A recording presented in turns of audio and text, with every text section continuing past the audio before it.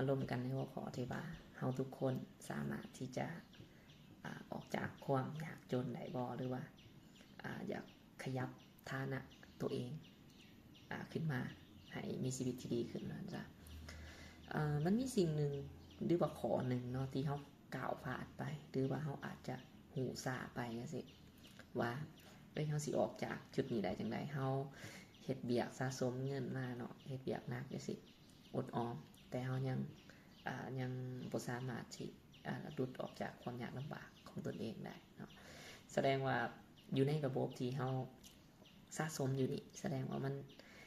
มันมีซัมติงรองอย่างสักอย่างเนาะที่เฮ็ดให้เขาสามารถหลุดออกได้แม่นบ่ถ้าว่าเขาลองสังเกตกันแต่บางคนว่าบางคนเลยเขาก็ยังขยับฐานะตัวเองได้เนาะแต่ถามว่าถ้าเป็นไผที่มีครอบครัวที่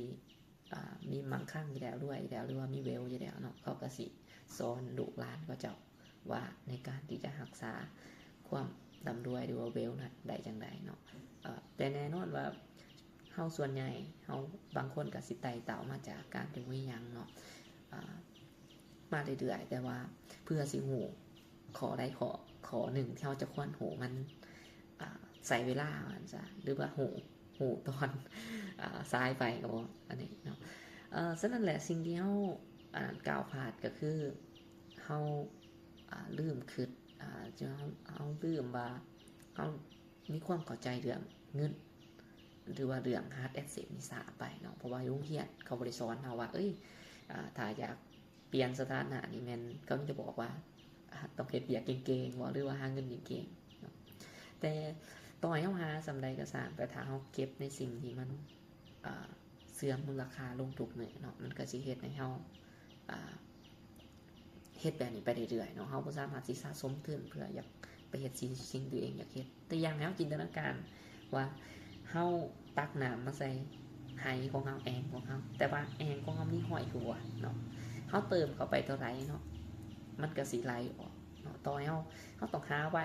เฮาต้องหาให้มันไหลหลายๆเนาะเพื่อสิมาเติมบัดเดียวแต่ว่าสิ่งที่เฮาหาไหลมันคือไหลทีละน้อยเพื่อมาเติมเนาะเพื่อเฮาสิไหลมาอีกสิ่งที่เฮาเก็บไว้ในไหนั้นมันตึกหัวออกไปแล้ว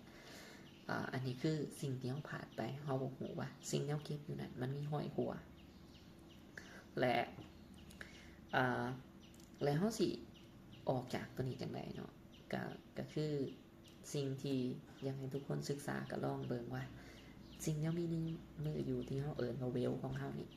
เฮาเก็บไว้ในรูปแบบใดเนาะสิ่งที่เฮาเก็บนั้นมันมีห้อยหัวบ่คันมันมีห้อยหัวเฮาก็ต้องไปพิจารณาแล้วว่าเฮาสิเอาให้แบบใดมาเก็บเนาะบางคนก็สิว่าไปนึกเก็บแต่ว่าอยากให้ทุกคนเข้าใจว่าเงิน